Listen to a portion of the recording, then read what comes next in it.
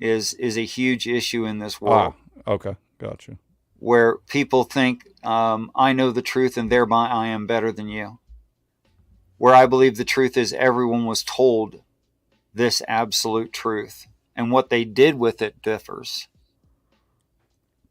Right. Now, and welcome, iFi.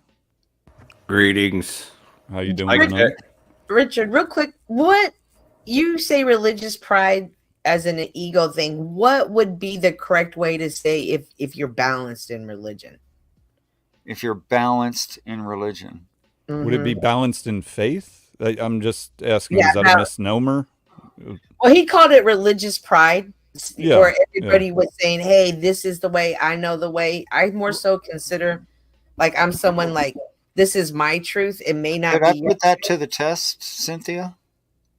yes. What do you think the number of people going to heaven is off of this planet? I have no idea. I would Well, think give it a good guess, will you?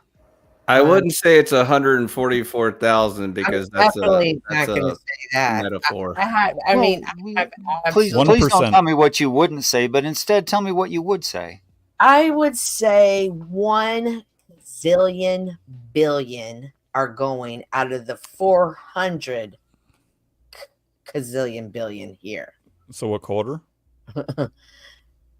I don't know. Like I can't answer that question. I've had thought about that question, and I can. start. Okay, go ahead. 0%. Okay. No, I think probably around 1%. And in case I'm a little jaded, then I'll say up to 10%.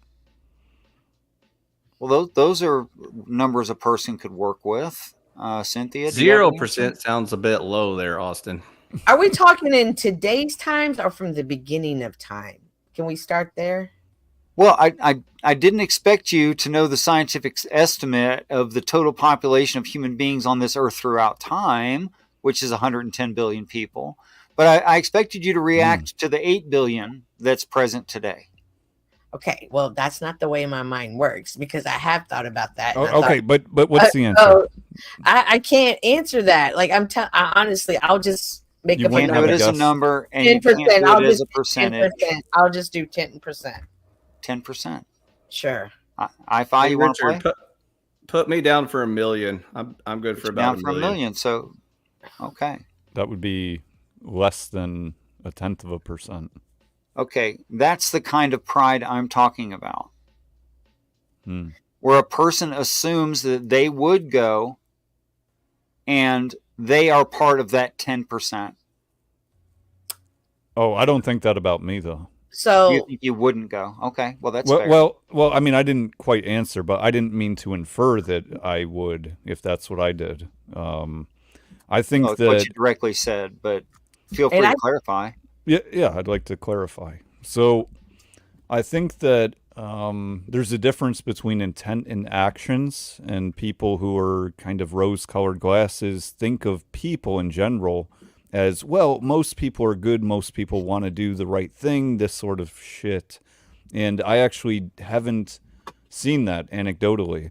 And granted, I don't know what's in everyone's minds, but just in my observation of human beings after nearly 4 decades, it would seem to me that we're all going to hell, and we should make the best of while we're here. And we don't need to prepare by continuing to perpetuate evil, I guess is what I'm saying. So I think that the idea that I would go to heaven would be a merciful one, not because I've been a terrible human being, which then might ask, well, why then? And I don't know the answer. I just wouldn't assume that I'm going to heaven. Fair enough. I would like to point out I couldn't answer the question. Y'all forced me to. No, just because you're afraid to answer a question doesn't change your answer. Oh my god. I wasn't afraid to answer the question. Cynthia, nobody could force you to do anything. We all know that. Whatever. So where am I at with my 1 million guess? Was I too high or too low? I didn't hear the Well, response. I tell you what. Here's what Christians fail to do that I think anyone could do, at least in an internal critique.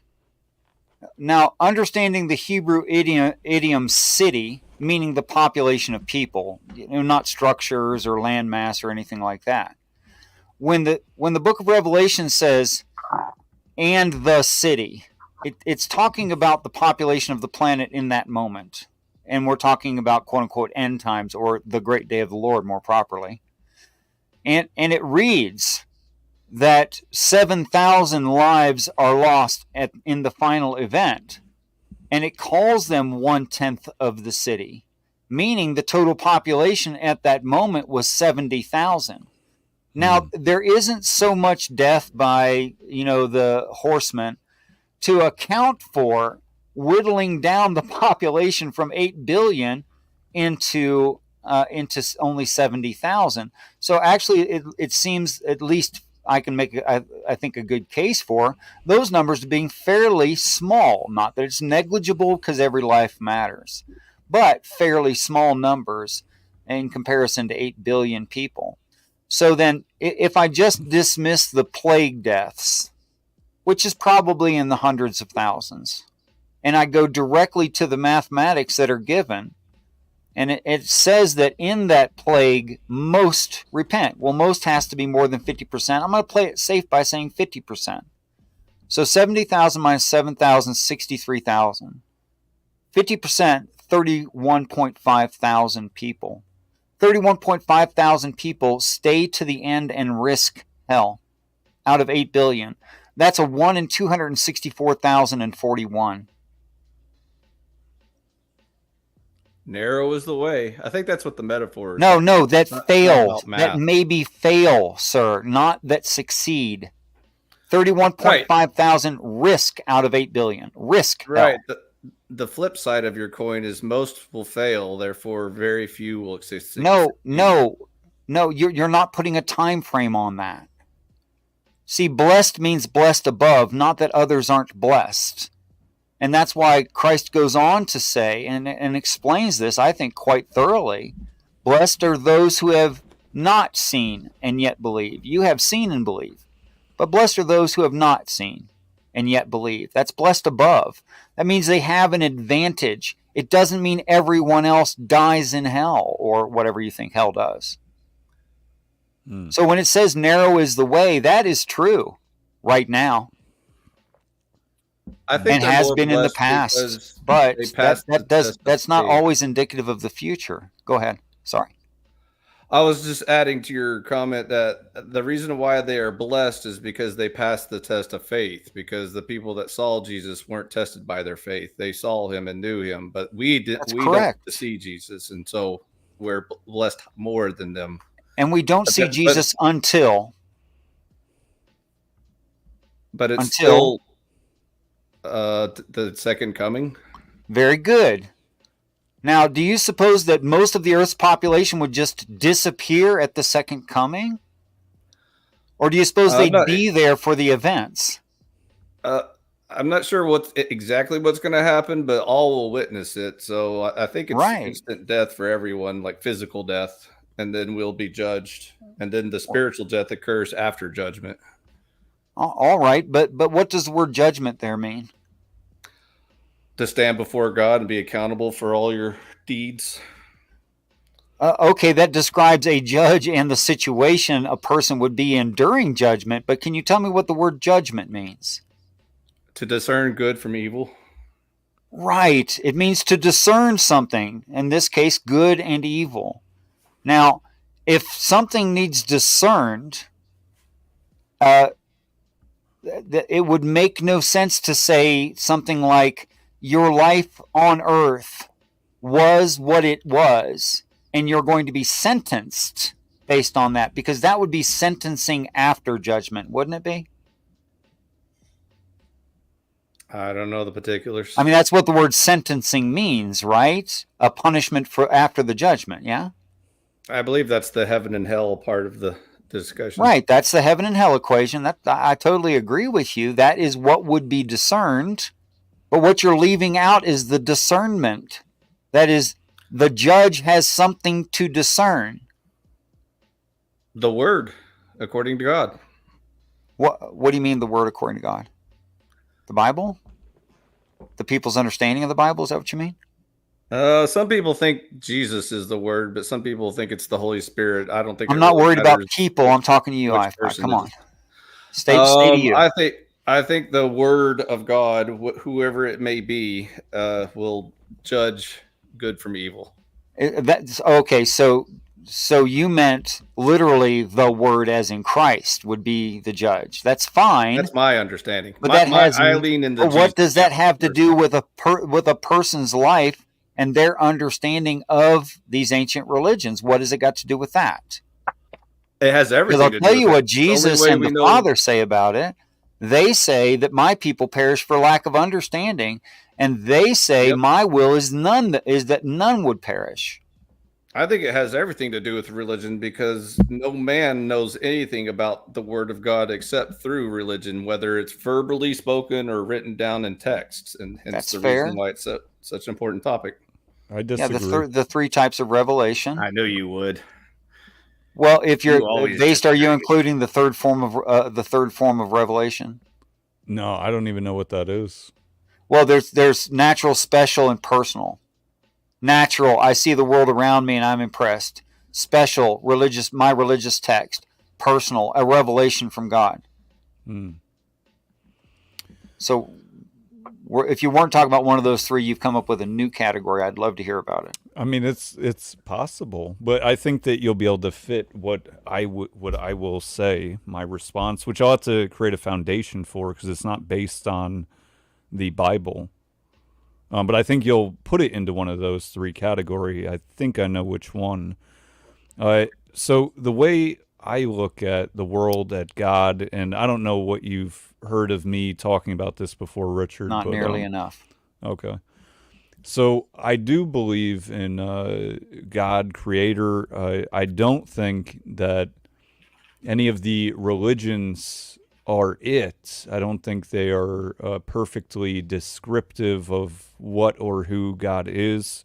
With that said, the way I think of God is love, right? I don't mean to be, I don't mean this in a silly way. I mean it seriously, but I think that you can see God in nature.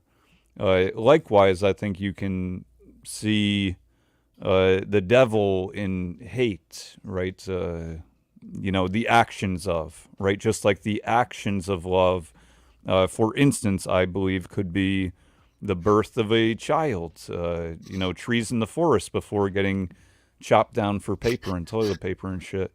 So maybe this sounds a little bit surface, a little bit kindergartner-ish, but I do think it's that simple. And doing what's good and right, which I think we probably will turn to morality from here if we dive into it. Doing what's good and right is the right thing to do, but it's in love. Like, it's the right thing if it's based on love. If it's based on hate, that's the wrong thing to do. I'm not convinced that there is a heaven or hell, except I do believe some people are living in hell that we see out and about in public. I believe people we know are living in hell. In a sense, I've had the idea maybe this life is sort of what would be described as purgatory. And maybe at the end, those who do have the faith, as you were talking about, but I'm relating it to how I think, the faith in love, without always being able to see it, right? It's not tangible. We can't hold it.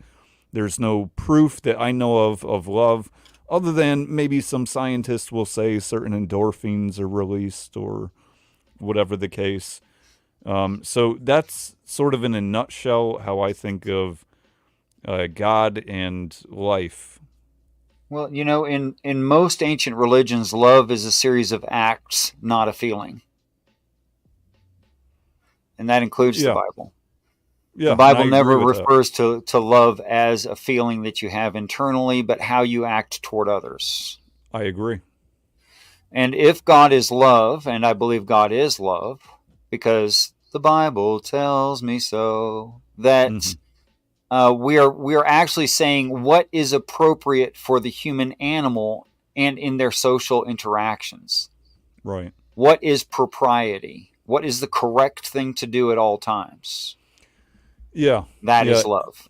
And you know, maybe something interesting, maybe not, is I think a lot of the debates, not that we're even having a debate, but when people get into debates about religion and love, that, well, actually not love, let's say religion, a lot of it seems to get into logical debates.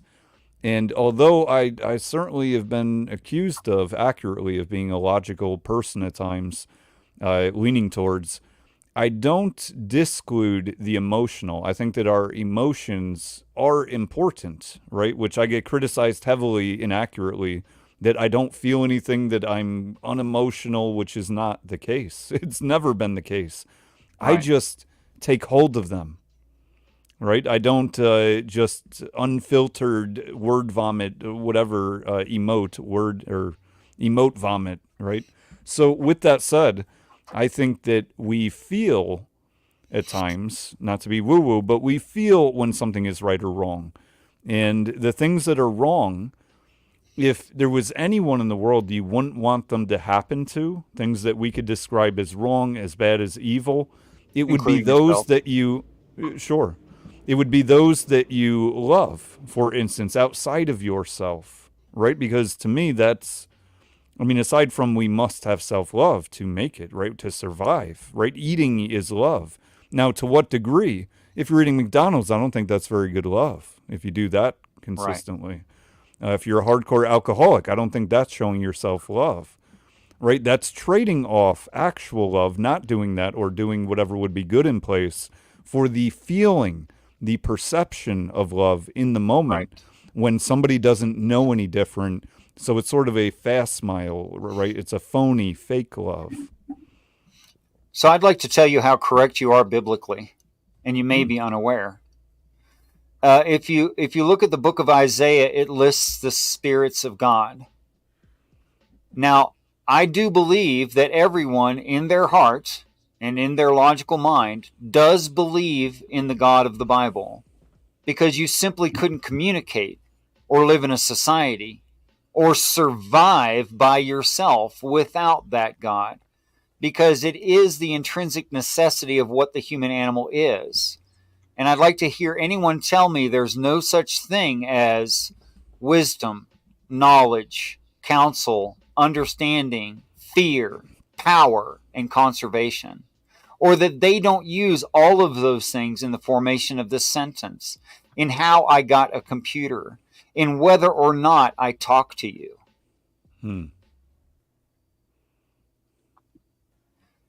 In fact, everyone knows that God exists, but not the God that Christians normally describe. Not the God where they conflate the Father with God, the Father being a practitioner of God, but the God itself. So-called Everyone knows this God exists. And I'd like to hear from Cynthia Ify, our religious experts in the house as well. Well, I don't know about in terms of versus Richard, but in terms of versus me. What I'm saying, what Richard's saying, pushback, different ideas. Yeah, we're all three of us are going to go with the Christian God, so it'd be like 3 versus 1. So I don't want to dogpile on you. I've never had a problem in the past. Okay, so but basically describing the Christian God. So a love deist doesn't reveal itself in any meaningful way other than the way you described it as like your instincts. You feel like you know what good and evil is. And the problem with that is so does every other human being. And so God is fully aware of this. That's why he had to reveal religion to us, because on our own, we can't really know the answer. Some of us might get, like strongly in the right direction and say, well, we have good logical reasons why these are good and bad things. But then the next guy can say, I don't care about your logic. I just feel like this answer is better. And then there's no way to rebut that. Yeah, but let's talk about that point before we go deeper good. or whatever direction. So when you reference, well, many people feel a certain way and then do X, Y, Z, and we may have a different intent, different result. I think that's essentially what you're saying. I wouldn't disagree with you, but to give some nuance, which would actually make it more correct, the way that I think, is most people, sure, you're right, do feel a certain way. But I think when we're interpreting feelings, right, we can have many different feelings at once, right? It's not as if our feelings are binary. oh, I'm happy now, so I can't laugh, or I'm sad. Right? Our feelings obviously overlap. There's diversity, whatever. We can't quantify them, but we know when we feel them, right? We get a feeling, literally. With that said, I do believe that people suppress certain things out of all sorts of reasons. Ego, there could be a variety. They will suppress maybe what I would refer to as their truer feelings, the deeper knowledge, and cope with some kind of surface angle, right? So what you're describing is people using their feelings to discern, just like I would, and getting a very different outcome. I think many times that's sort of superficial, that it's not their truer feelings, it's maybe just a surface feeling, and they're denying the truth. Because I do believe people do know what's good and bad, and that they cope and find sort of surface feelings towards ideas in the short term, that they will utilize that to suppress the inner truth of what they actually do know is right and wrong. So the best way I could explain this is to say that I have to use an analogy here because I can't think of any other way to explain it. That the limits of instinct and intuition is basically like looking through a window that's very foggy. You can tell that there's something on the other side of that window, but you can't see what it is, especially if it's like something like a page with words written on it. You can see that it's a piece of paper with scribbling on it, but you don't know exactly what it says. Distorted. So intuition lets you know that you're in the right direction. There's something good there, but you don't exactly know what good is. So until you have someone wipe that window clean, and then it's crystal clear what the actual words on the page say, that is the difference between knowing and guessing and intuition and instinct. So that's the only way I can explain it. That's about the best way I can. Well, that wasn't okay. It. Yeah, I don't even know if that was pushing back on anything I said. It's completely against your point. The problem with the agnostic approach to deism and the love instinct is, again, you're already like planning to explain, like, as soon as I point out that some humans feel good doing evil shit, and you immediately say, well, no, they really don't feel good about doing evil shit. They're coping, or they're lying to themselves, or they're delusional. But see, you're coming up with all kinds of sociological explanations. Meanwhile, in reality, it doesn't matter what their reasons are. They are just as justified as your reasons for criticizing them. So you're saying, I know deep in my heart that X, Y, Z are bad things.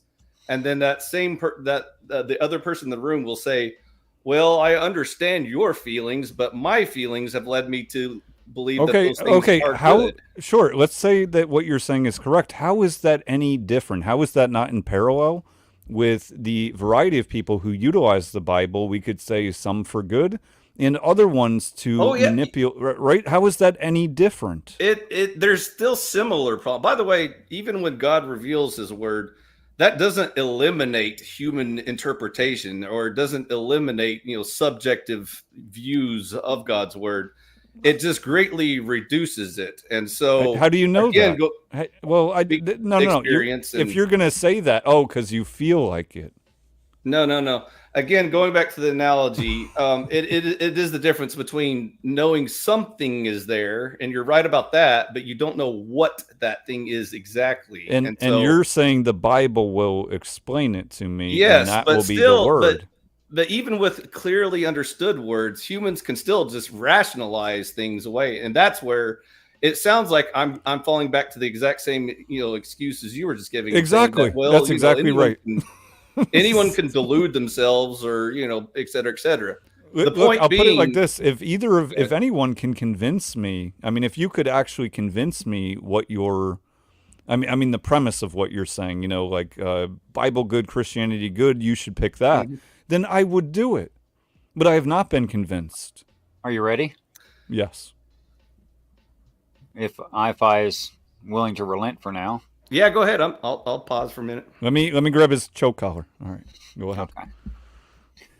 All right. So first, I would ask just how serious you are about your statement that you fully believe what you just said. the last thing I said, that I would change if I knew something was better. Yeah, I try to approach everything like that. If there's a better way to eat, or you get the idea, exercise, whatever. Truth is a piece of paper we hold in our hand looking for a better piece of paper. At least that's how I want to approach life. Yeah, although where I'm coming from, I'm not actually looking for something better, but I'm, in many terms, like when it comes to this, I feel very satisfied with my worldview on God, on love, what we're talking about. But if I was shown and if I truly believe something otherwise, I'm free to change my mind, and it would be in my best benefit to do so. We would agree on that, right?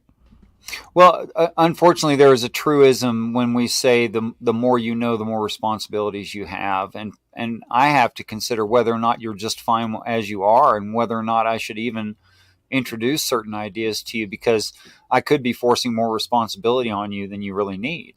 After all, I do believe that it's true throughout ancient religions, the statement or something like it, my people perish for lack of understanding. And what that means is my people are ignorant.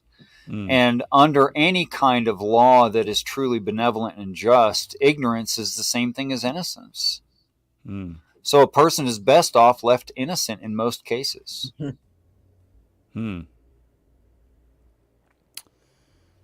Well, when we talk that's up to you.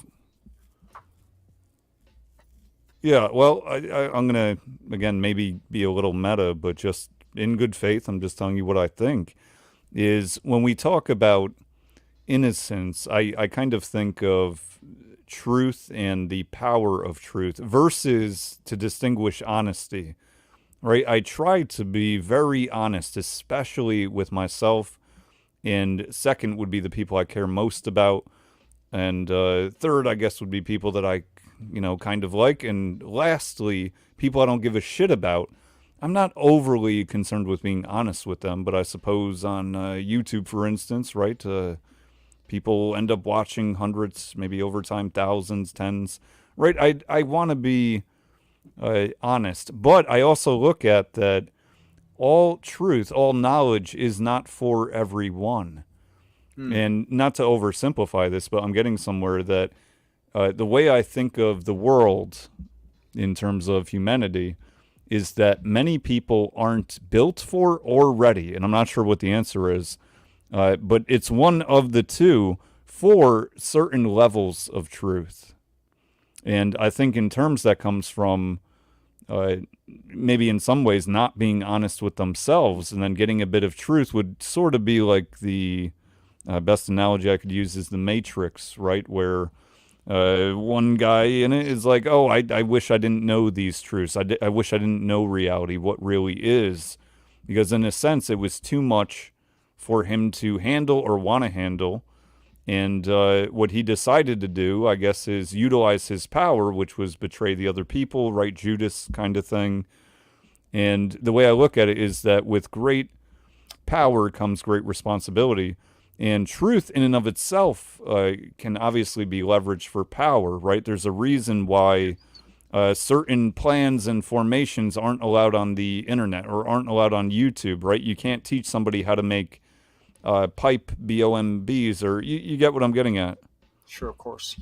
So with that said, I think of myself, and maybe this is, maybe one would say this is arrogance or ego, but I think of myself as generally, I mean, up until this point, being able to handle the truth, I guess, particularly well, but I'd have to reference the outside world to that in my interpretation. But I've recognized in many others that they are not willing to, things that I see as not even that substantial. To use your same movie analogy, I would actually stay with not him who had already been through it and saw the error of his ways, but Neo when he first pops, when it's revealed to him that he is nothing more than a copper top. It would actually be a better example. And yes, I think there's certain people who don't get up off the floor after they pop. And I think you're the kind of person that would. So there's my vote of confidence in you and generally what you're saying there. I think that all truths are valuable and all lies are hurtful. I think that it is a true dichotomy, that there is nothing that's in between.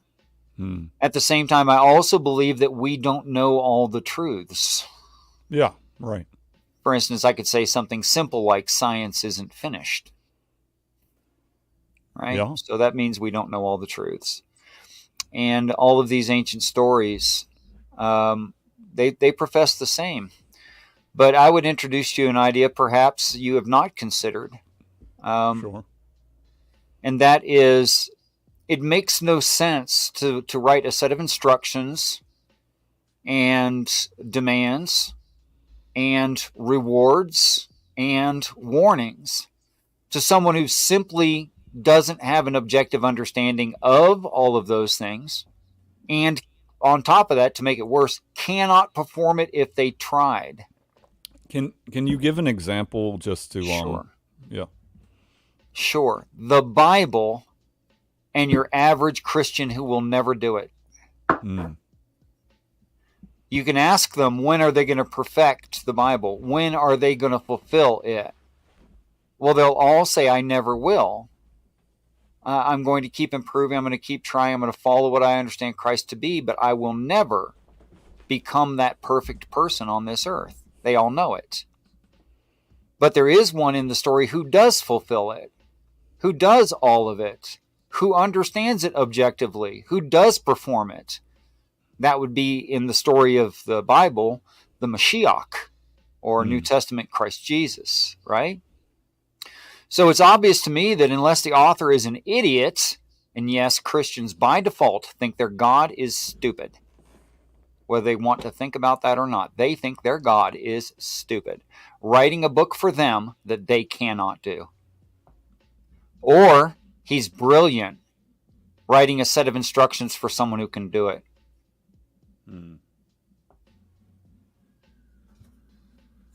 What do you think of that? What I'm saying is, people put themselves on the cross, and that is not the story. Or you could say on the hook. Yeah. Well, I agree with that. In terms of the Bible, I mean, you mentioned right set of instructions. I'm still reading it. I haven't gotten much further than when I mentioned it last. But with that said, I think of the Bible, although I'm a bit premature, haven't finished it. Although, throughout my life, I've read parts of it, was forced to, or part of church, whatever the case.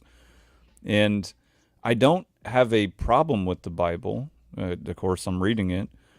And I see it probably, I would think, very differently than you do at this time, which is I see it as a set of stories of sorts that are not real, although some of it may be real. But I'm saying I don't look at it as a history book. I look at it as stories with For clarity, meaning. Yeah.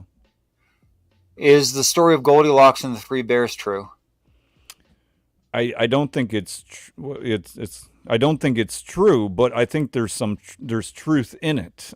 Like, I don't think it's a reference of history, and I don't think that that is exactly what would happen in the wild or has ever, but I think there's some truth to it. Do you think it's true that human beings should respect all intellectually aware beings regardless of their differences? Is that true? Yeah, but I would take it further than that, but sure, yeah. Okay. I'm trying to be as simple as possible and quick and easy. I would say all living, anything living should have respect, right? Even plants, as silly as that might sound. That's fine. That's absolutely fine. No, plants should be treated with respect, especially if you want good food from them. Yeah. Okay. So I say the story of Goldilocks and the Three Bears is true in reality, that there is a moral imperative because of my level of consciousness that I treat other things with respect. even if they are vastly different from me. Yeah. Okay. So I also don't take the Bible as a history lesson. Neither do most Jews. Why? Because they lived there at the time. And they knew those things didn't happen. And it was carried down through the generations that those things didn't happen, which is why you have so many philosophical Jews. Ask 3 rabbis, get 5 answers. Right? Yeah. It is just evident to me in the text. So when I say that I am absolutely sure that the Bible is 100% true, I don't mean in a historical sense, not at all. I see. With that, and again, you know my reference point anecdotally, personally with the Bible. At this point, I can't make that same statement, but I also don't believe the opposite. Okay. I can show you that I'm right. Like conclusively, without a doubt. I can show you that I'm not wrong.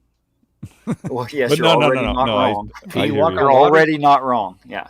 So I'd want to get now some feedback or thoughts from Cynthia Ifi. Again, are Christians in the house, right? Well, so is Richard, allegedly. Yes, I'm saying aside from Richard, and obviously I'm not. Go ahead, Cynthia. I've been hogging all your talk time with my horrible voice. Go ahead. Oh, indeed.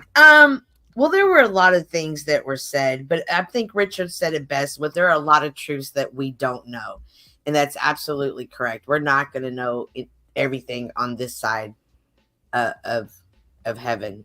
That's correct. So, for me, the Bible is very important. This is my guide. This is my my moral compass. So, I treat it as such. And I do treat it like everything is true. Now, with that said, I understand, I could be wrong here, but Richard's here, he can correct me. I think that when Richard is referencing the Bible, he does not mean yours. You could say I don't mean Cynthia's Bible. Yeah. Because Cynthia has a tradition that she's following, even though she has a slight variant of that from her own life experiences and things that have worked for her in real time, which is expected, fully expected. It's absolutely fine. Not saying that is amiss. Yes, she has pragmatic experience, which is going to change her mapping of everything that she comes in contact with, including the Bible. Absolutely true. Yeah. But what that means is that dear Cynthia, my sister here, has a other than objective view. She has a subjective view. So even if she says, I'm following Christ, it's actually, I'm following Christ the way that I understand Christ with my specific brain.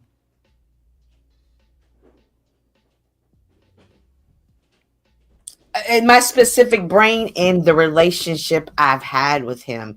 And when I say relationship, I'm referencing the times that I've talked to him and he's spoken to me, and I'm not meaning whatever. It doesn't need to be audible. But and that he spoke to me in a way that I understood. And I can't expect anybody else to ever believe that. But all I would need experience, but the hope that y'all have that experience, and to encourage you that it can have that experience if you seek it. Well, it would be good if you actually gave them something practical that they could try to see if it works or not, instead of something vague like that.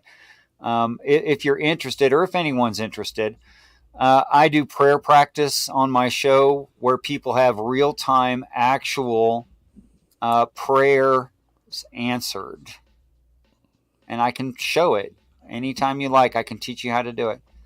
Well, I want to say something on what Cynthia just said. This is where I guess if Cynthia has an accurate generally Christian perspective, this is somewhere that I don't align with at all, I don't think.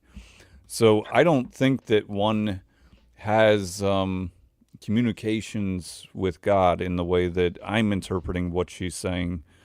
I think, like, for instance, asking for something in what is referred to as prayer. I think that life in and of itself is prayer answered, if there were to be a prayer, that you have everything that you need. and it's a matter of accessing it. It's a matter of doing the work, whatever that work is.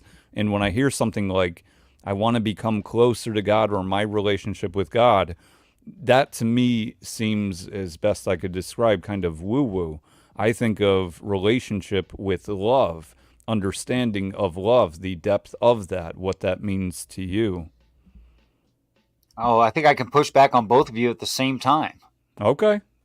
Or run a train or whatever. What? No, don't run a train. Just explain it to us. You can go ahead and include us all three, because I'm going to be on Cynthia's side on this debate. Well, you would have some different answer, and that might be important to at least to my mapping of who you are, Ifi. It would be very important, I suppose. She pretty much summed it up, even though I would go a little bit further and discern the difference between divine providence and miracles, but that's a whole different topic of discussion, so I don't want to derail it. Sorry. That's cool. Okay. Actually, I was going to bring up something Based said, and I wanted to ask Base what he thinks that is, and also Cynthia, and also yourself, Ifi, if you're willing. The word information.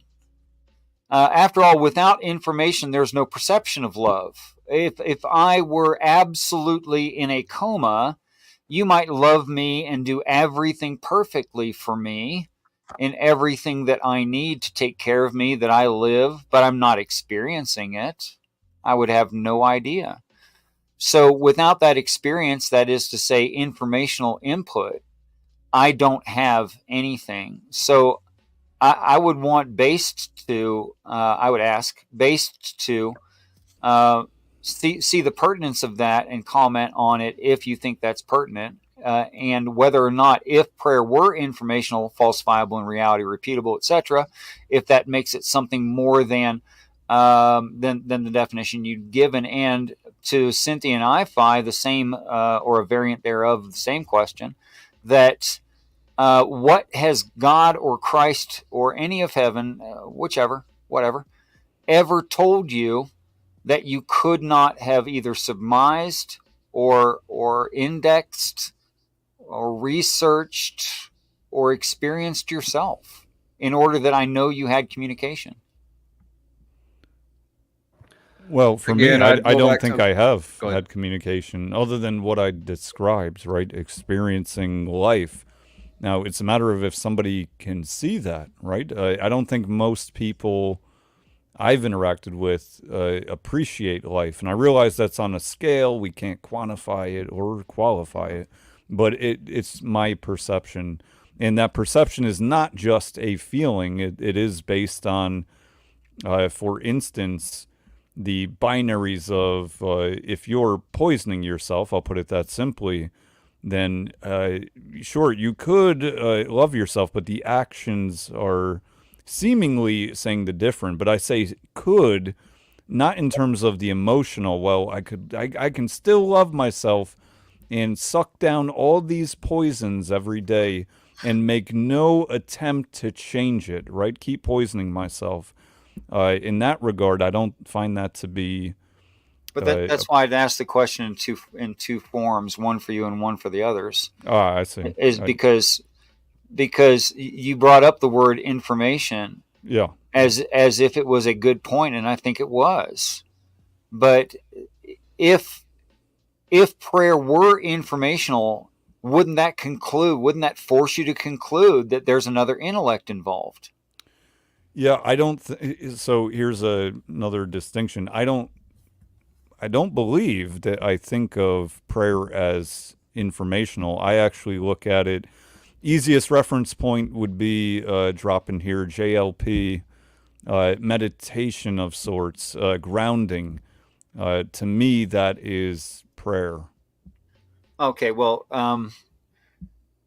I believe you that that's been your definition of prayer. That is not the word prayer as I'm using it, or that it's traditionally used. Right, true.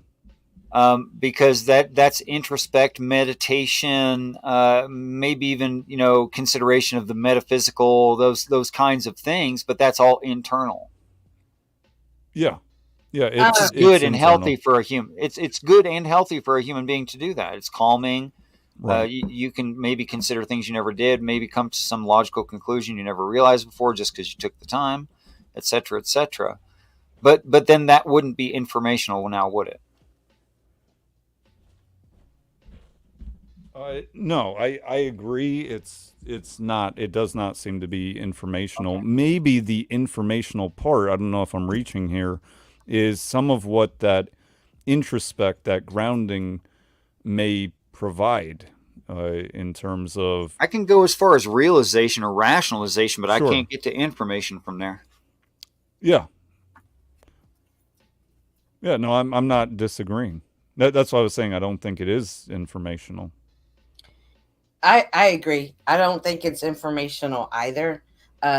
You ask, what has God shown or given me information that I couldn't have gotten anywhere else? Well, I can say that God gives me my thoughts. I believe that some of these thoughts that come into my mind are divine thoughts that were given to me. But if you want to push back on that, then I'm going to say my prayer has guided me. I'm not going to push back. I'm going to ask for clarity because I'm not prepared to push back.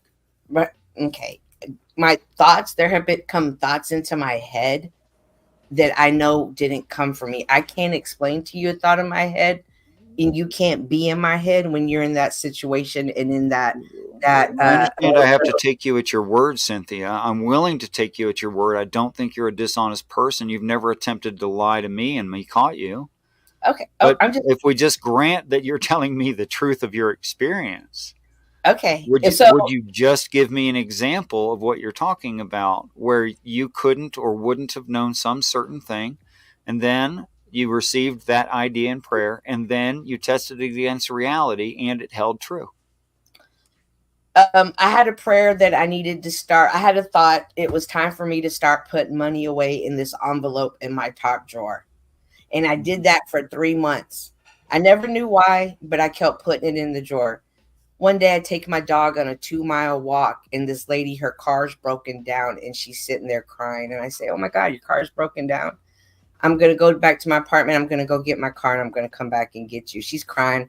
Her husband's passed away. This is her first time her car's broken down since her death. She doesn't know what to do. We go up to the mechanic. He says, "Oh, well, you're going to have to get it towed to me." And he quotes the price, and it's the exact dollar amount I have in my envelope. And I say, "No problem. Let's go get it, and I'm going to pay for this." And she's crying. She's like, "I can't believe you're paying for this." I'm like, "Listen, the Lord prepared me for this moment for you." And I had her car towed. She gave me a bag of candy, and I never saw her again. The bag of candy, I suppose, is about all she had. Oh my God, I loved that candy. But yeah, in these moments, there's several more. You can sit here and be like, "Oh, well, that was the universe sent you, prepared." But in my heart, like, I was talking to God, and this is when I was learning about the well, when a person says universe as the ultimate thing, they mean God. They just don't like your words. Right. But pushing back to what Base was talking about, prayer and meditation, because him and I had that conversation. Wait a minute. Well, you told me this beautiful story. Okay. And I would love to put on my atheist helmet that I wore for some, and I say helmet, not hat, because trust me, it's a helmet. Mm-hmm. That I wore for some 30 years and ask you some clarifying questions. Okay. Now you don't recall the exact amount of time you were saving. Correct. But I remember it was in the beginning stages of me learning what tithing was. Great. And so I had started putting money aside. I was giving money to church, but I wasn't attending church regularly at that time. So I was still keeping it in this top drawer. And it was some certain percentage of your total income that was in the envelope. Well, it was my goal to be that certain percentage. At that time, I think I was only doing like $5 a week. So you always put in $5 a week? Well, at that time, yes. Except when you went to church, or on top of when you went to church? Well, correct. When I went to church, I always had a little bit extra, but I never grabbed that envelope, be like, oh, let me take this to church. I just knew to keep it aside, to make sure to put this $5 in and don't spend it. So this was aside from your tithing at whatever church, right? Yes. Okay. And what made you decide on $5? I do the envelope budgets and everything, and it was just something at that time that was easy that I could. That is not the question at all. That is not anything similar to the question. What made you decide on $5? My logic and process of the way I process my budget. Because you only had $5 left. Yeah, apparently at my budget, yeah. So why wasn't the $5 part of your budget? Because I understand what an envelope system is, and it would have included the $5. Well, that was that envelope, the giving envelope. So you marked one giving, and do you have an envelope similar for the same purposes now? Hang on, I have a book now. So essentially, yes. Did she just walk away from her computer and is way too far for us to hear any kind of a yes? We're way too far for a response. Until she gets back, I'll.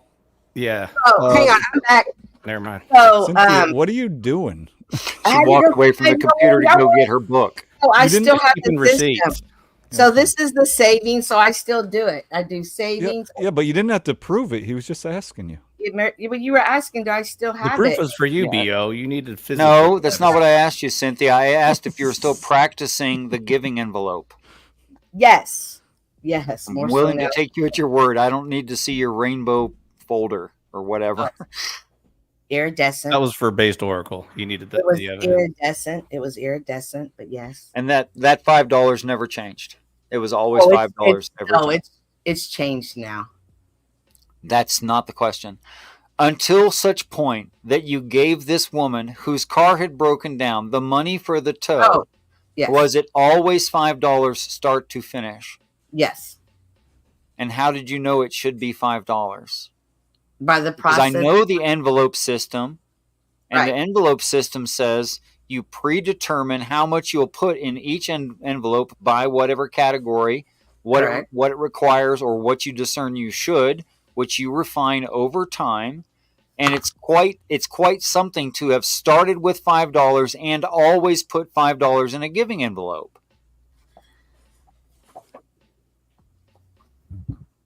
It's quite something to have start with $5. It doesn't sound random.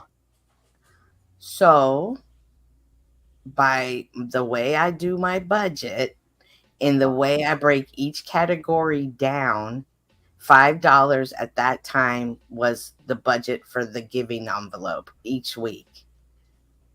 Yes, which you decided for personal reasons that were not based on mathematics whatsoever, because you also had an entertainment fund. Right. But it is. Why did not everything in entertainment go into the giving envelope? Everything got $5 at that time. Because everything got $5. Yeah, at that time, I was like, it was groceries, bills, and anything extra was $5. It was savings was $5, giving was $5, and if whatever else I had, entertainment. You bought groceries for $5 a week. No, bills. Car payments at $5 a week. Oh my gosh! All right, so do you want me to bust out one of my things and show you how I do it? Like, no, I don't need that. Show them receipts. I'm trying to tell you the way I break my budget down. Hey, Cynthia, can I ask a quick question before you guys go any further down this rabbit hole? Sorry. I'm not understanding. Like, feel like earlier. I'm trying. Wait. Give me 2 sentences. No, hang on. Y'all's logical mind and my Cynthia, let me have 2 sentences. Can't communicate. Cynthia, let me just have 2 sentences. I'm trying to get you to show that this was inspired or not. Mm-hmm. That's all. It may be a bulwark. It may be a destruction. I don't know. It depends on your answers. Thank you. Also, a quick follow-up question, Cynthia. Earlier, you said you had the exact amount handy. Yes, it was the exact amount. That was the kicker. That was the kicker. The tow guy quoted you like $216.44, and that's exactly how much was in the envelope. It was down to the dollar. It was $1.75.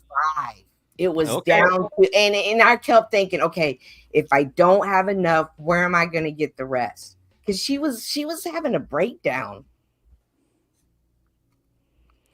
and it was to the dollar. I didn't even have on the other side. Well, look, I want to play devil's advocate, and I know this isn't really to where Richard was going, but on the other side, sometimes it's good to let a person have a breakdown. I think that at times tough love is necessary. I'm not saying that's this situation. I'm not saying what you did wasn't good, but people don't always need to be saved by other people. I think many times people need to be saved by them, and sometimes that looks very ugly in the short term. Also, Cynthia did convert to Richard's position, but I'm still going to have to take the other side of that debate. I don't know if she converted. I think that Cynthia was sort of... I think earlier she said no information, and she's walking into his narrative that it was a bit defensive in going down Richard's line of questioning. She was trying to pad where he was going with the... I didn't finish. I think she was trying to pad where he was going, trying to figure out the position. I'm just telling you, as an outside observer, that's what it seemed like. Yeah, I'm in Based Oracle's camp. That again, this may have been a happy coincidence, but this isn't external provable evidence of a supernatural event. So, and this is where we're gonna the problem we're getting at. This is the issue. Y'all are gonna say that because you're on the outside. You weren't me having those conversations with God and learning this lesson, and that's what I can't convey to y'all. And what was the lesson? To the importance of giving, importance to be ready, the importance to always have something to give and to be looking. To just don't make money always for yourself.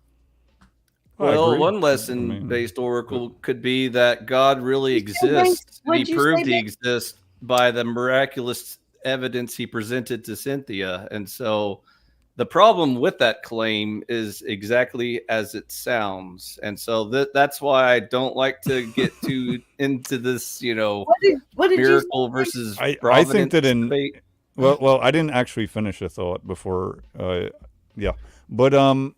I think an atheist could have had the same exact results and actions that you did, Cynthia. What would it take for you to believe Based? Have you ever thought about that? Well, here's the thing. I do believe. Walking on water. We just had a whole conversation on how I do believe.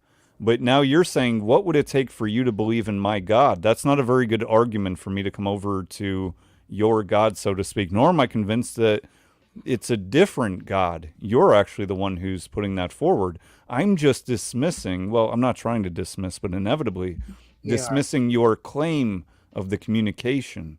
Okay. I can answer that, Cynthia. If you can walk on water, Based Oracle will believe in your God at that point. Well, I'm not perfect, so I can walk on water. Why would you be perfect to walk on water? What does that have to do with perfection? You don't have to be perfect to perform miracles, Cynthia. Apostles and disciples could perform miracles, and they weren't perfect either. Well, I wasn't even going that direction.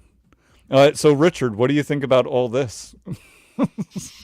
Cynthia's never having another religion conversation with none of y'all. What are you talking about?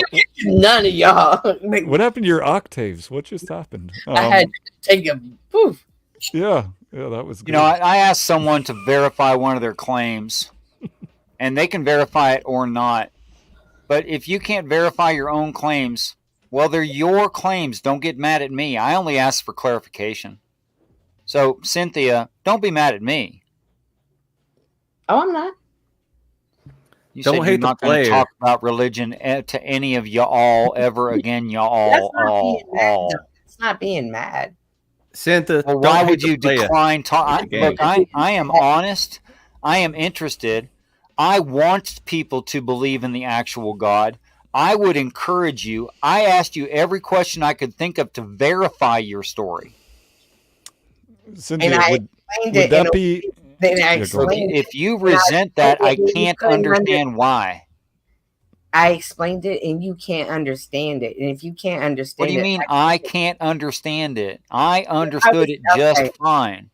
When I was telling you how I broke down my budget and I was saying, hey, I do this, I still do it to this day. There's still some things that only get $3 a week. Christmas This is only how gets, look, Christmas this is only how I gets talk all the time. You can ask anyone, people who know me in real life, my whole family, you can ask them all. Truth. I don't Verified. have a problem with how you talk. Yeah, I know how you talk. But Cynthia, Okay, why would you lose first faith? of all, I never even revealed to you what I thought of your story, Cynthia. You are making huge leaps of assumption. That's unfair to me. Why are you being unfair, Cynthia? Cynthia, why would you lose faith in spreading the gospel based on questioning of your religion? Wouldn't that be a lack of faith, which would kind of be ancillary to your point that you communicate with God? I seem to. I think I remember this one verse and reads, "Let us always be ready to give a reason for the hope that is within us." Yeah. And understand. Encouraging you to give your testimony is a good thing, Cynthia. Okay. So the reason why I feel solid in my faith is based on the evidence of things unseen. And so even though I have not seen any miracles, I still believe in the Christian God. And that's the version of Christianity I subscribe to. Belief in things unseen, as far as I can understand, is also the rest of it, the faith in things hoped for, that there is a prophecy, and to believe in the prophecy is what's being referenced there. True that a very common synonym for faith is trust. And so I do trust in God to be a man of his word. And so one day I believe everything he said will come true. You think but God's in the meantime, a man? What's that? You think God's person, a man? Person. You think he's a person? Sapient being, or yeah, we disagree here as well. I know.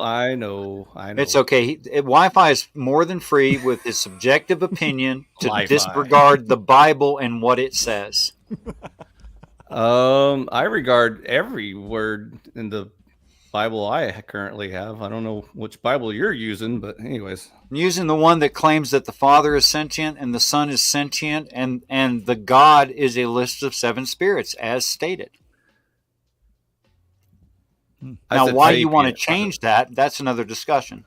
I would agree more with that. That's okay. Not that my opinion matters, but that sounds more the way that I think what Richard just said.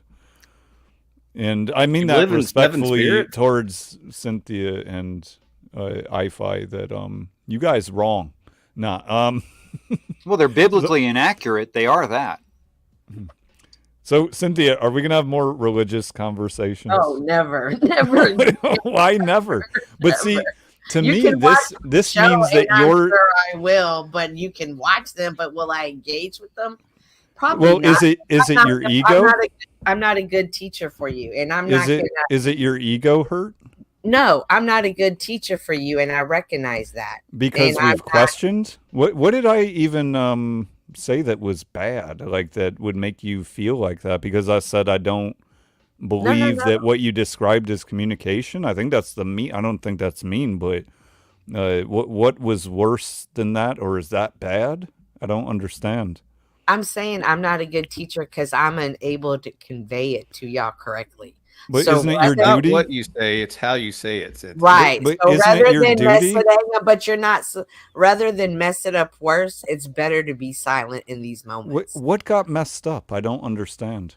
Oh, good. Well, let's see here. You wanted to my way was wrong. That my way was wrong. So it's like, okay, I'm not conveying. Well, but here's the difference. It sounds like it's your way or the highway, and it's not that way with me. That's not what I'm saying. I actually was trying to help you on the meditation, but you cut me off of that. So I was like, okay, well, never mind. I don't know what that means. I don't know what that means. to correlate prayer and meditation because Richard was saying that it was informational, and I was going to kick back around to that, but he wanted to figure out more about the $5, and I was like, okay, I just got caught in a trap. And I just see, so I was right. You were defensive. I was right. Got caught in a trap. I just got hold on. Be quiet. But hold on, Cynthia, you're letting your ego get in the way of just having conversation, a difference of ideas that maybe we will align on to some degree in some facets.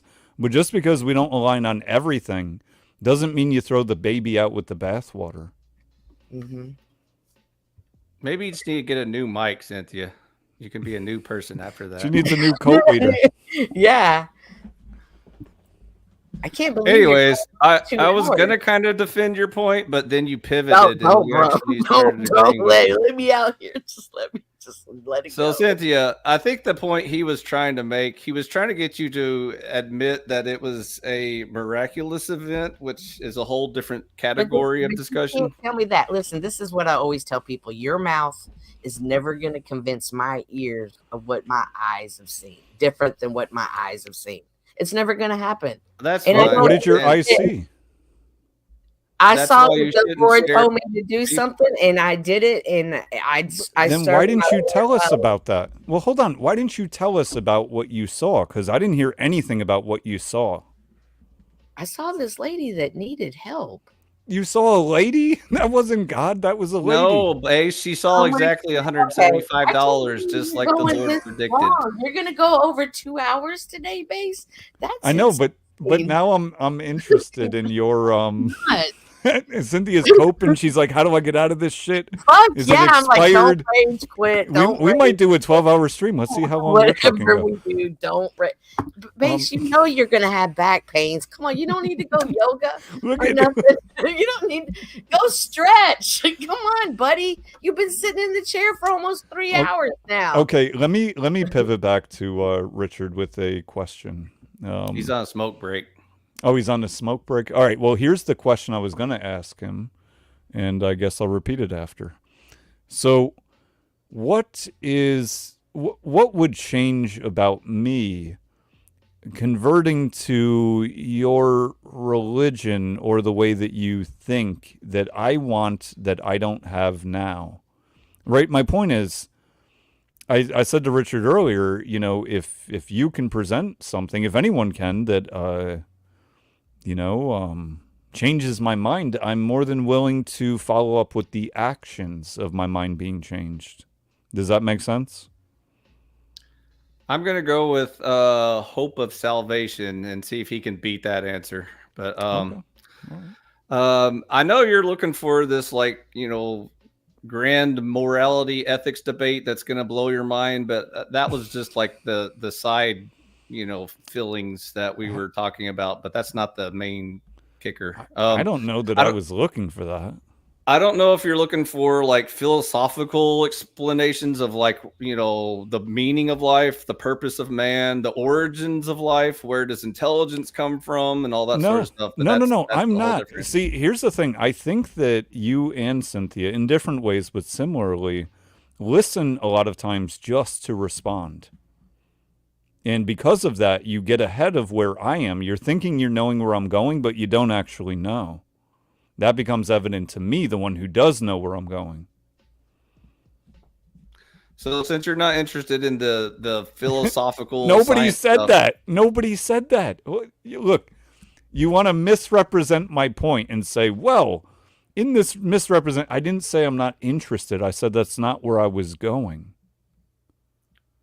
Well, I did say if was the beginning of my I know you said if, but it's a premise of why out of all the millions of possibilities, was that the one that you came up with? That's usually where agnostics and atheists start their So journey. Why don't we start with, if you want to know where I'm going, why don't you just ask me? Right? Where are you going? What do you want to know? Well, where I'm going with this in general is I don't know everything. At the same time, I'm pretty content. I don't know how else to put that, with what I do know operating in this world. So I'm not looking for any further explanation. However, many people are, I will say, preaching I think you and Cynthia can fall into that at times of preaching your religion to me. And I'm sort of saying, well, look, you can go down these paths of, well, it's the real religion, it's the right God, this sort of stuff. But what I'm saying is, I don't necessarily think that what I think of God is a different God. I just think that you're wrong. And with that said, I'm open to hearing why, and I'm yet to be convinced out of, many months of panel versing, ortho bros, religion debates. I haven't been convinced of really anything outside of what I already believe. The steak is delicious, but in the meantime, I understand that walking on water would probably convince you more than $175 in your wallet. But no, it's not more convincing. No, you came up with that analogy or whatever. If I just presume. I'm not. Let me put it like this: if somebody walked on water in front of me right now, I would think of a few things. One might be, anything is possible. And maybe out of those possibilities, it appears that they're walking on water, but they're not actually walking on water. Or maybe it's a device of technology that's enabling them to walk on water. And I get it. You didn't necessarily mean that, but as a reference point, I already believe anything is possible. And I'm already discerning not to just believe anything that I see.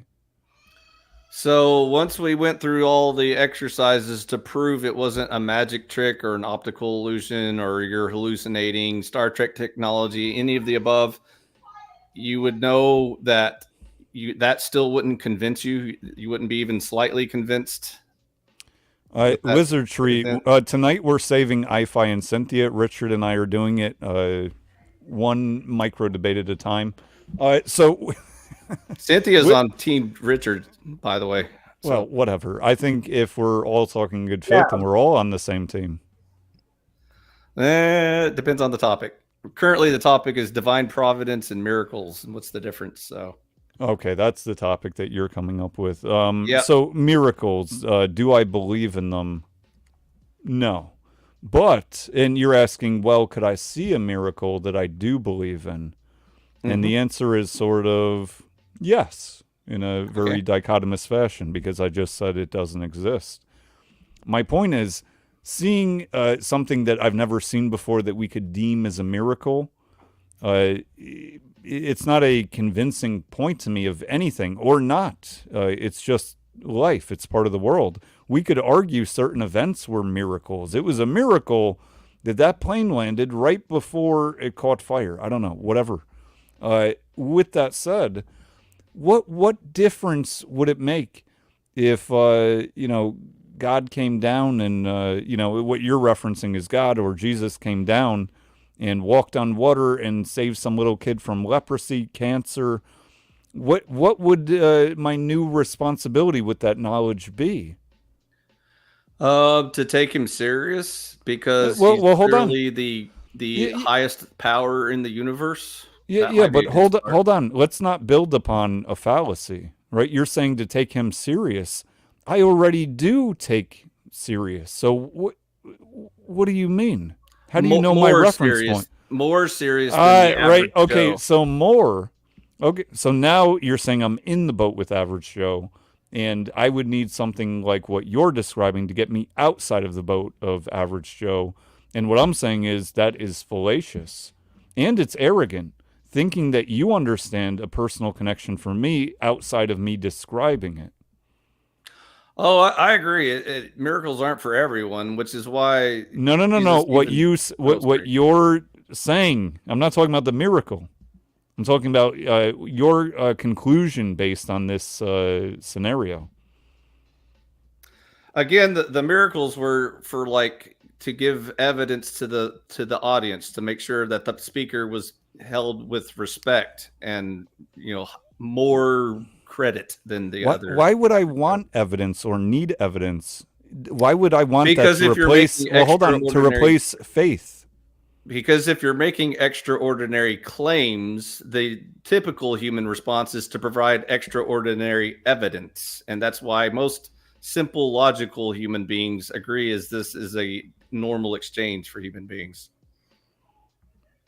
I don't know that answered my question. Well, it wasn't even a question. I made a statement that you're now telling me my level of faith, which you have no idea. I'm not telling you your level of faith, and that's where the arrogance comes in. Actually, I just said average human beings. It's not for everyone. Some humans will deny the miracles to their face. I agree, but that's not the point. The point is God is saying that denying the actions or what's behind the actions. No, denying the miracles. So like if you got the action of a miracle or what it represents. That's what I'm asking you.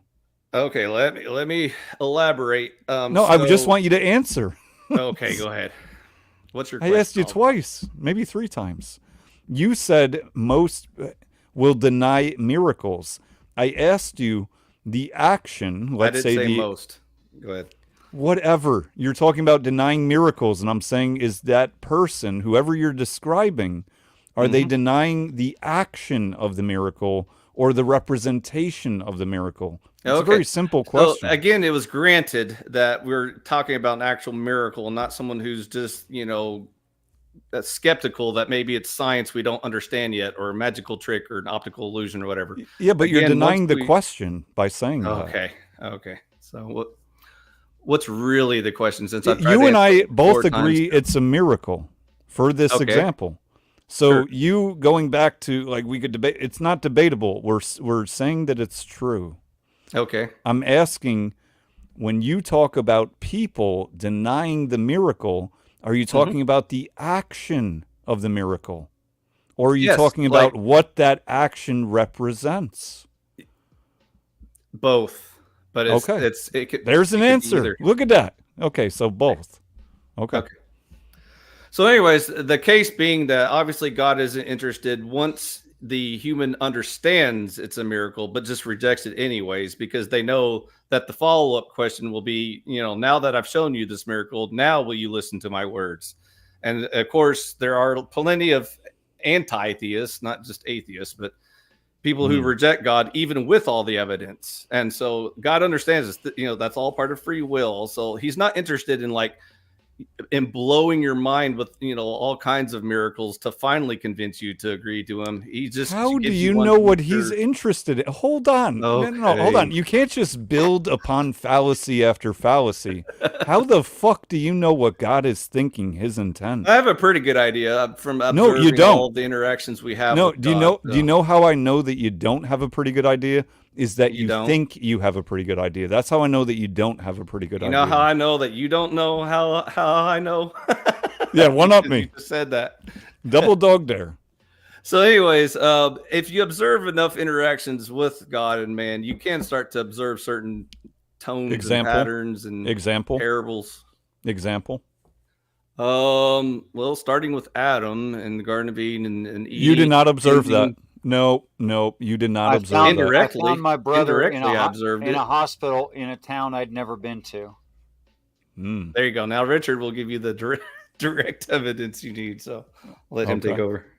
I walked at 2:30, starting at 2:30 in the morning. I walked 3.5 hours, the course of 12 miles on the shortest possible route with no human intervention or map in a town I had never been to. Because of prayer guiding me step by step which way to turn. Okay. That's a direct answer. And, just as you were kind of referring to Cynthia, I have no reason not to believe you, so I accept this as truth, just as a baseline. But what's the likelihood of a person doing that? Let's say incredibly rare. Would we agree on that? But that's not a number. 1 out of. It's a fine answer. Okay. With that said, you answered to the spirit of the question. Okay. So I don't believe in luck. I don't believe in what people use the word. I got lucky. I think that's fucking bullshit. With that said, I absolutely believe in reality, chance, serendipity. right? And I believe in purpose. So, and I believe in the universe, right? I believe in God. With that said, I don't know where I would fall into in terms of it was meant to happen. I haven't quite discerned that, but it sounds to me like it was something very low chance of happening statistically. And I could give similar but different versions of that from my own anecdotes. Sure. And I understand the idea of what you said, that prayer led you to that. And I guess I would interpret it, if it were me, differently in terms of I might be able to say we might agree on God led me, like love, but again, that's how I interpret led me here for reasons I can't explain to you. Right? I could say I think that love can't do things. I think you can do things in love. Right, actions, sure. But that takes a sentient being with flesh to do it. Yeah. Okay. Well, but actions. I think that's what's being described. Well, two sets of action at minimum were happening, right? Your actions as well as whatever his actions that led him there, right? This isn't a one-sided thing. His actions that led him to the hospital was lack of being able to breathe and an emergency surgery being needed. Right. And he did not know I was coming. He did not ask me to come, etc. He had and nothing you didn't to do with either. me going there.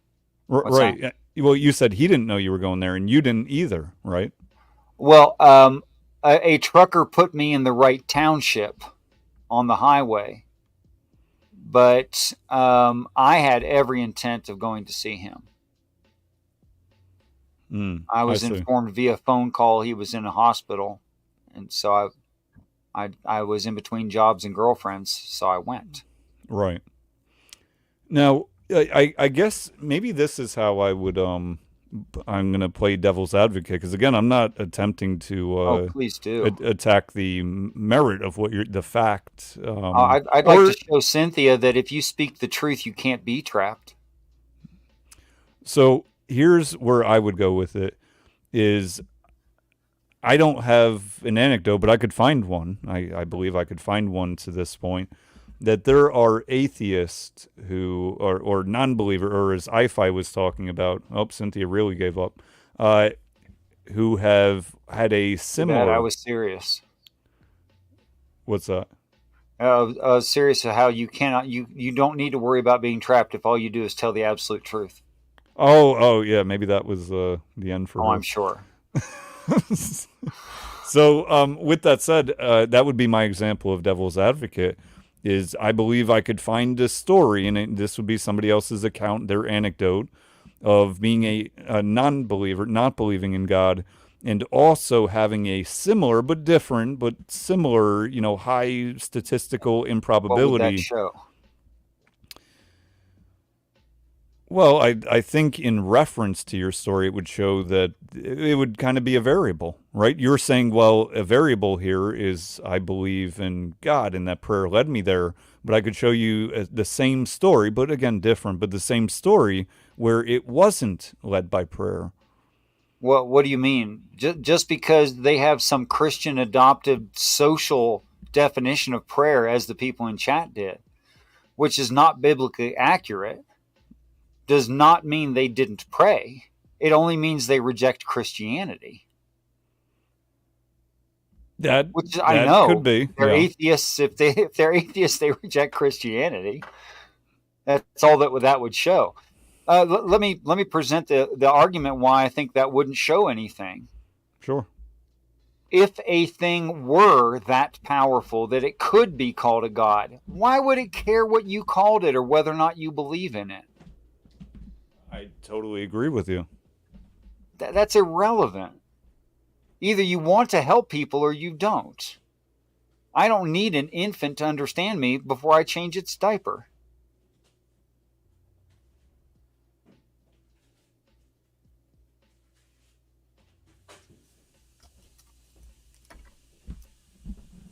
Yeah. No, I agree. Okay, so that's the reason that the Bible sent me on a course of study to find out what information is. and why it's important to understand what information is, and that definitionally information from outside of experience of some certain individual can only be gained through communication. Definitionally, it's the only way it happens. So I don't care about their belief system. Did they receive valid information that was falsifiable in reality, and did it hold true? That's the only question worth asking.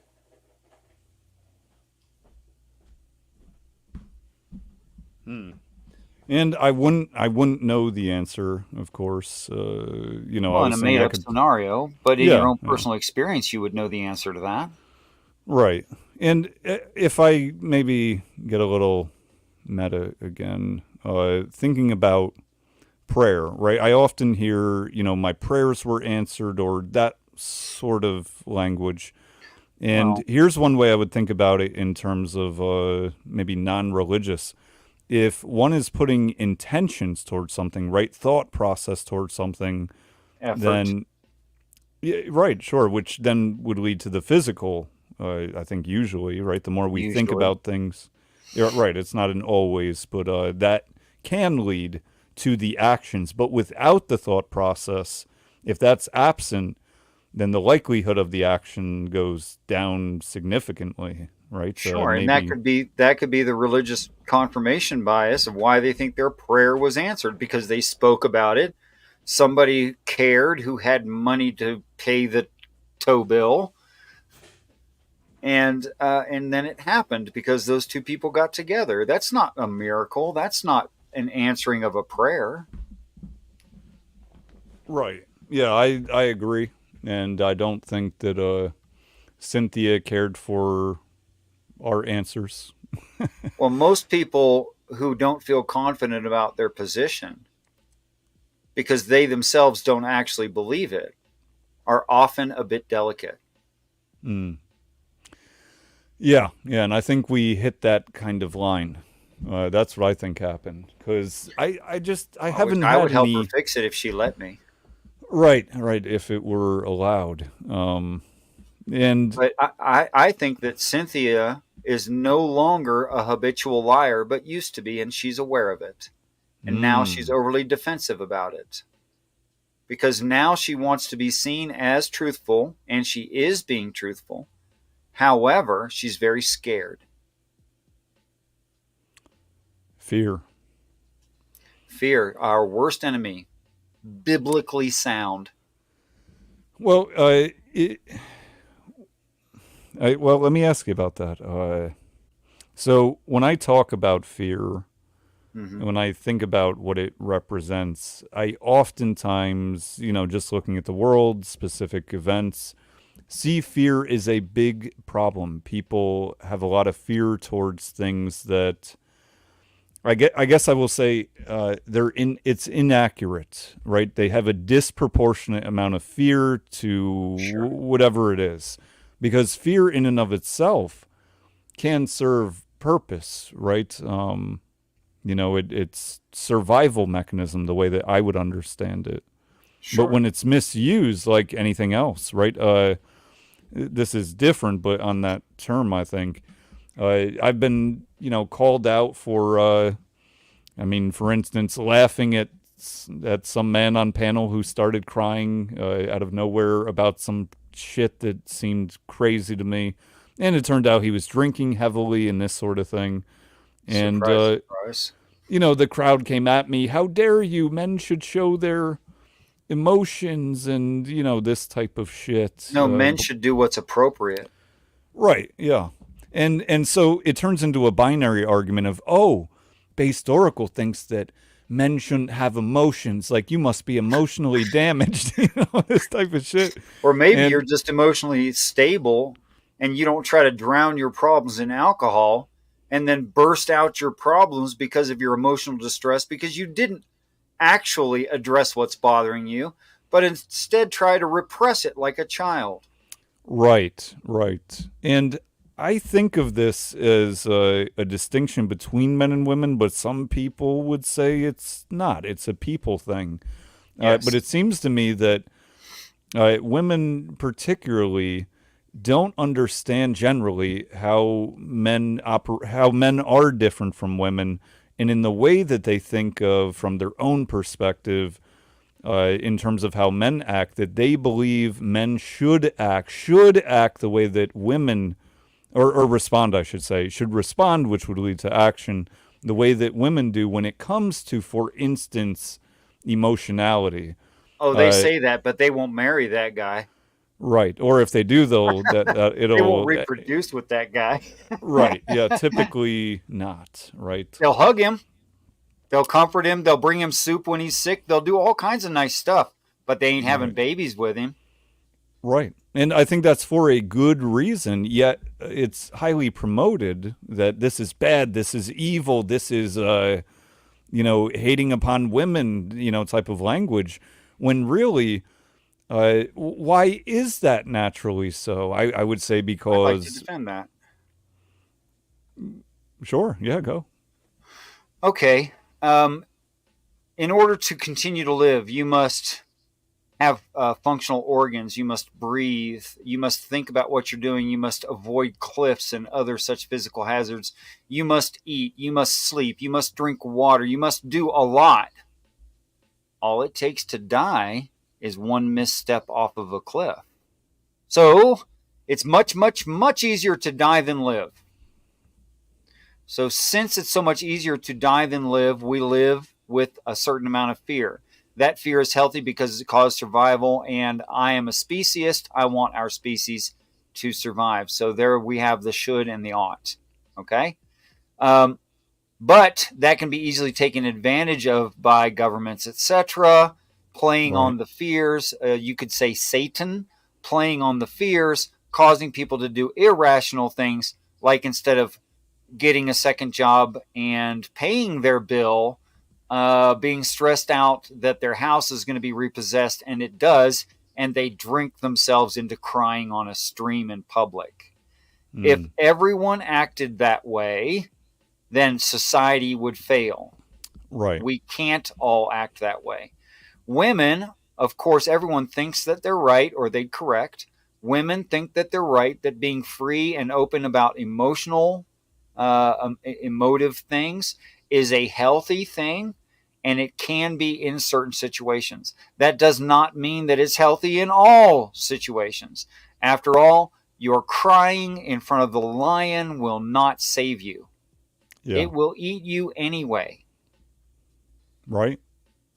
And that's sort of where I go with a lot of this is, you know what? Just generally, I say, you don't need to believe me. Reality will show you.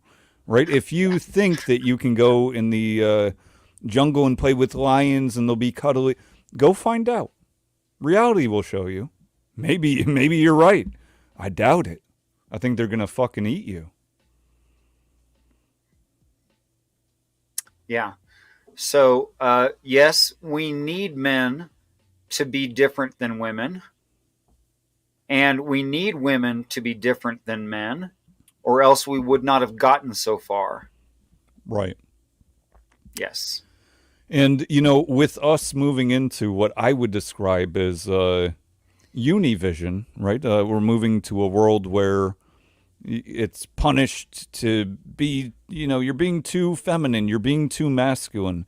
And meanwhile, I think that people should be as they are. I don't think one should aim necessarily. But in that, let me say that there's a lot of bad programming out there, right? People are programmed to act certain ways. So I think sort of neutralizing, grounding, however that looks, we don't need to go into that rabbit hole, will naturally bring men and women back to just kind of natural biological order instead of pretending to be. Look, there's men pretending to be alpha men or whatever, or women pretending to be boss bitches, this type of thing. And I'm not saying that none of that exists. There's variance, right, in how we act compared to archetypes as we know them.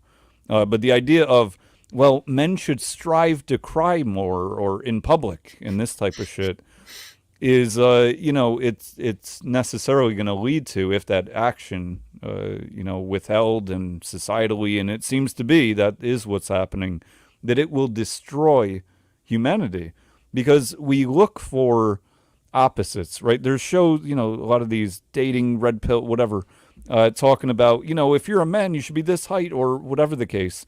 It's, I think, pretty natural that, for instance, a particularly tall man ends up with, generally, not always, but generally, a particularly small woman.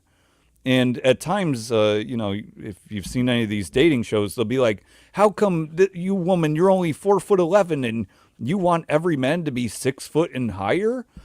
If that's her natural desire, that's what she wants.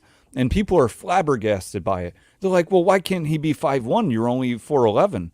Well, if you think of us as complements, and if we interpret size, it would make sense for a very small woman to go for a very large man, because he would be the complement to her in terms of survival and that distinguishment, right? We're very different. So when we move to Univision, right, I think that nobody is happy because there is no opposite. What is the opposite of an alpha woman, if we're to make that an archetype?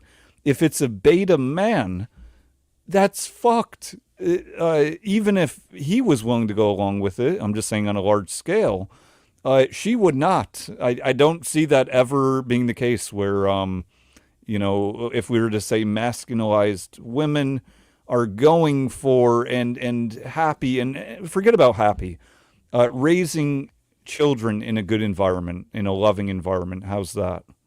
Mm-hmm. Well, I think a lot of this can be justified through thousands upon thousands of years of evolution. Let's say in order for the average human to survive, they need to be about 5'4". They need to weigh at least 135 pounds, and they need to be able to deadlift 120 pounds. Well, some women can do that. A lot of women can't, and they're not that big. So what do they want? They want to make up for that physical shortcoming in a mate that has a physical excess.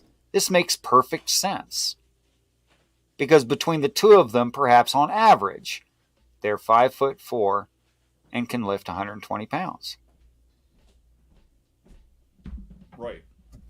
Yeah. Something like that. And I find it interesting how many people, groups, societally, government, down to the more micro, small podcasts, are trying to convince people that they don't want what they naturally want. And also, at the same time, simultaneously, in some kind of strange dichotomy, trying to convince people that they do want things that they don't actually want biologically. So it's both, right? Convince you want what you don't naturally want, and also convince you that you do want. I don't know. I confuse myself. Is that the same thing twice? I get the idea. Yeah. I'm saying it like both ways, but I fucked it up somehow. I'm cooking. I'm multitasking. Yeah, I can tell. Actually, because you keep walking away and coming back. Hey, we gotta do it for the, what do we got? 19. It's either that or die. You have to maintain things. Yeah. Okay, so if I were in governance and I saw that technology was replacing human energy, and I could trade human energy for fossil fuels or perhaps nuclear energy, then I would want less people to tend to. Now, this they have stated in no uncertain terms. Now, I want to read that because you... Oh, the one I pulled up? I'm almost done. Yeah, got it. Okay. All right. So it makes perfect sense to me. I mean, Saddam Hussein said it quite directly when he was found to be poison gas killing some of his own people. He said, we have 35 million to run this economy. We need 5. And that is the new way of thinking about things. That is why the Chinese government did a full rotation of their zodiac and kept a law in place where you could only keep one child. And of course, since traditionally in China, the eldest male is who takes care of the parents, financially, otherwise, in their older age, everyone needs only a male. So that's what they kept. And they did that for 16 years, one full rotation, so that there would be no reproduction in that generation. Now, this causes a butterfly effect where there will be a continuing drop of the overall population over the course of the next 50 years. And they knew that, and that's why they did it. Okay. And by the way, our crossover point in the United States for a lack of reproduction rate, the crossover point where it's unretrievable happened in 2022. That has already gone by. It will not self-correct. Because 0.3 children will not reproduce, they die of a disease, they're not interested in reproduction, whatever. You need 2.3 on average children per couple, because 0.3 will not. Now that's just to maintain. At 1.9 reproductive rate, there comes a I think it's 200 year out at a 1.9. There comes a crossover line where the older people who are alive are too much of a drain on society, and the young people reproduced. So that causes a fall of the economy for obvious reasons. I don't need to explain why. So our economy is already on that. The crossover point at 2022, we are on that downhill slide presently. So congratulations, U.S. government. You succeeded. Well, and you know what? We're going to put a bookmark in this, but I would say congratulations, people who government has been a reflection of. Well, that's true too. And I'm going to leave it. Well, I was hoping for pushback, but I'm going to leave it that vague either way. And Richard, thank you for coming on. Good conversation. So it'll probably do the worst in the algorithm. You know how that goes. But I do appreciate you coming on and pissing off Cynthia. I don't mean to piss anyone off. But I do intend in love to tell people true things. Yeah. Even when they don't like it. No, I know, and they certainly don't like when I do it. I assume they don't like when you do it as well. Yeah. So, thanks for letting me on your show for a minute. Appreciate your time. Absolutely. And talk to you soon, Richard. All right, everyone else, if you're still here, 3 hours, 12 minutes. Damn. It's been quite the stream. I liked it. It was good. Talked about some good things. And now I got to go eat. So probably tomorrow some point we'll be on. So look out or don't, you know. Good night, mates.